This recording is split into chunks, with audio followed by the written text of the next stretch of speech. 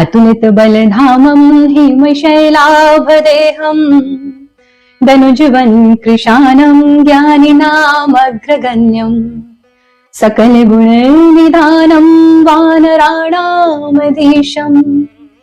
रघुवर प्रिय भक्तं वातजातं नमामि। जो अतुलित बल के धाम है, जिनके बल की कोई सीमा ही नहीं है, जो स्वर्ण पर्वत के समान शरीर वाले हैं, जो दैत्यों के वन को अग्नि के समान जला देने वाले हैं, नष्ट कर देने वाले हैं, जो ज्ञानियों में अग्रगण्य है, यानी जितने भी इंटेलिजेंट लोग इस पूरे संसार ब्रह्मांड में हैं, उनमें भी अग्रगण्य है, यानी फर्स्ट बेंचर, सबसे आगे। सकल गुण निधानम, यानी जो कि सकल सारे गुणों की खान है। वानराणामधीशम, जो वानरों के राजा हैं। रघुवर प्रिय भक्तम, जो रघुवर के सबसे प्रिय भक्त हैं। वातजातम नमामि, वायुपुत्र को मैं नमन करती हूं। हनुमान बाबा का चरित्र अनुकरणीय है। उनसे प्यारा चरित्र तो किसी और का हो ही नहीं सकता।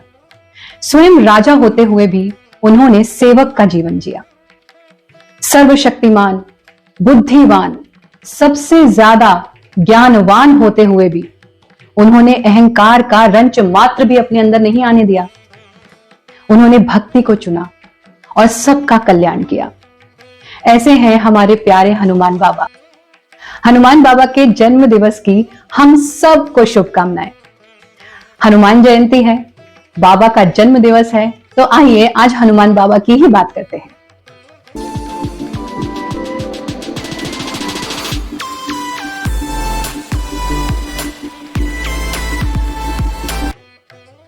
एक बार हनुमान जी श्री राम से बोले कि प्रभु, यदि मैं लंका ना जाता तो मेरे जीवन में बहुत बड़ी कमी रह जाती। तो प्रभु श्री राम ने कहा, क्या कमी रह जाती हनुमान?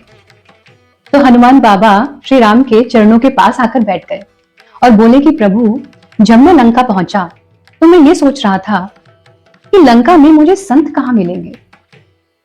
लंका निश्चर निकर निवासा, यहां कहां सज्जन कर बासा। प्रभु, मैं समझता था कि संत तो सिर्फ हमारे यहां ही होते हैं, आर्यवर्त में ही होते हैं। लंका में कहां मुझे संत मिलेंगे। लेकिन जब मैं लंका में सीता जी को ढूंढ नहीं सका तो मुझे विभीषण मिले और लंका वाले संत ने ही मुझे माता सीता का पता बता दिया। ऐसे ही जब मैं अशोक वाटिका पहुंचा तो वहां पर रावण हाथ में तलवार लिए माता सीता को मारने के लिए खड़ा हुआ था। मेरे मन में आया कि मैं भाग कर जाऊं और उस रावण का वहीं अंत कर दूं। लेकिन तभी मैंने देखा कि मंदोदरी ने रावण का हाथ पकड़ लिया। वो मंदोदरी जिसे इस बात से खुश होना चाहिए था कि आज सीता का अंत हो जाएगा, वो ही रावण को इस दुष्कर्म को करने से रोक रही थी।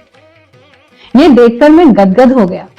अगर मैं उस समय कूद पड़ता तो मुझे यह भ्रम हो जाता कि अगर मैं ना होता तो सीता मां को कौन बचाता। अक्सर हमें यह भ्रम हो जाता है कि अगर मैं ना होता तो क्या होता। लेकिन प्रभु, आप भी बड़े कौतिकी हैं। प्रभु, आपने सीता मां को सिर्फ बचाया ही नहीं, बल्कि उनको बचाने का काम रावण की पत्नी को ही सौंप दिया।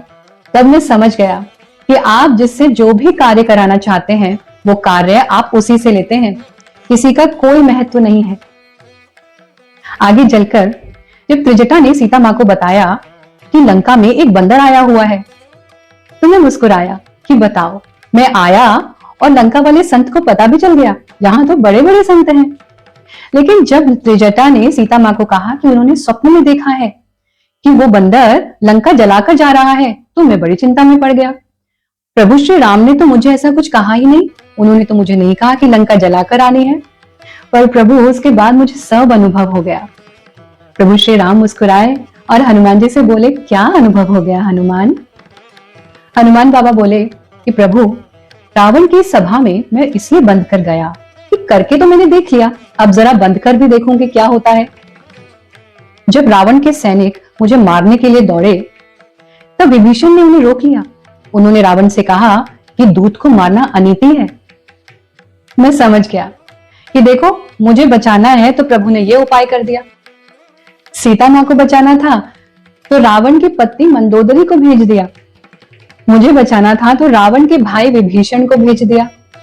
परंतु प्रभु, मेरे आश्चर्य की पराकाष्ठा तो तब हुई जब रावण ने अपने दूतों से कहा कि बंदर को सबसे ज्यादा प्रेम अपनी पूंछ से होता है, इसकी पूंछ को ही जला दो ताकि इसका आत्मसम्मान ही खत्म हो जाए। और उन्होंने स्वयं ही लंका जलाने के लिए तेल, कपड़ा, अग्नि सबका इंतजाम कर दिया। मैं तो गदगद हो गया कि वो लंका वाली संत की बात तो सही निकली। प्रभु को मुझसे ये काम करवाना था तो उसका सारा इंतजाम तो उन्होंने खुद रावण से ही करवा दिया। मैं लंका जलाने के लिए घी, कपड़ा, अग्नि कहां से ढूंढता? वो प्रबंध आपने रावण से ही करवा दिया। तो प्रभु, जब आप अपना काम रावण से भी करवा सकते हैं तो मुझसे करवा लेने में कौन सी आश्चर्य की बात है। कई बार हमें जीवन में यह महसूस होने लगता है कि हम सबसे ज्यादा इंपॉर्टेंट हैं। अगर मैं ना हूं तो क्या हो? अगर मैं ना होता तो ये घर कैसे चलता? अगर मैं ना होता तो ये काम कैसे बनता? ऑफिस में भी सबसे ज्यादा इंपॉर्टेंट मैं ही हूं क्योंकि मुझे ही सही तरीके से काम करना आता है। अगर मैं ना हूं तो कैसे चलेगा? लेकिन सच बात तो यह है कि ईश्वर ने हम सबको कार्य सौंपे हुए हैं और उन्होंने हमें हमारे सामर्थ्य के हिसाब से ही कार्य दिए हुए हैं। और ये सामर्थ्य भी उन प्रभु का ही दिया हुआ है। वो हमारे ही द्वारा इस संसार को चलाते हैं। लेकिन हम मूर्ख मनुष्य ये सोचने लगते हैं कि सब कुछ हम खुद ही कर रहे हैं। इस परिवार को हम ही चला रहे हैं, इस ऑफिस को हम ही चला रहे हैं, इस दुनिया को हम ही चला रहे हैं। अगर हम ना हो तो क्या हो? तो आगे से जब महसूस होने लगे कि मैं ही मैं हूं, मैं ना हूं तो काम कैसे चलेगा, तो याद रखना कि मैं तो कहीं हूं ही नहीं, सब वो ही वो है, सब उसी की माया है। हम सब तो सिर्फ निमित्त मात्र हैं। हम सब तो उनके द्वारा कार्य करने के लिए ही बनाए गए हैं। हम सबको उन्होंने ही सही जगह पर रखा हुआ है। हम तो सिर्फ प्रभु के निमित्त मात्र हैं जो उनकी आज्ञा से सारे कार्य कर रहे हैं। हमें अपना निमित्त बनाने के लिए प्रभु का कोटि कोटि धन्यवाद। आज हनुमान जयंती पर हम सब अपने अहंकार को दमन करने का प्रण लें। हम थोड़ा थोड़ा अपने हनुमान बाबा जैसा बनने का प्रयत्न करें। यही सच्ची भक्ति होगी। एक बार फिर आप सबको हनुमान जयंती की बहुत बहुत शुभकामनाएं। जय श्री राम।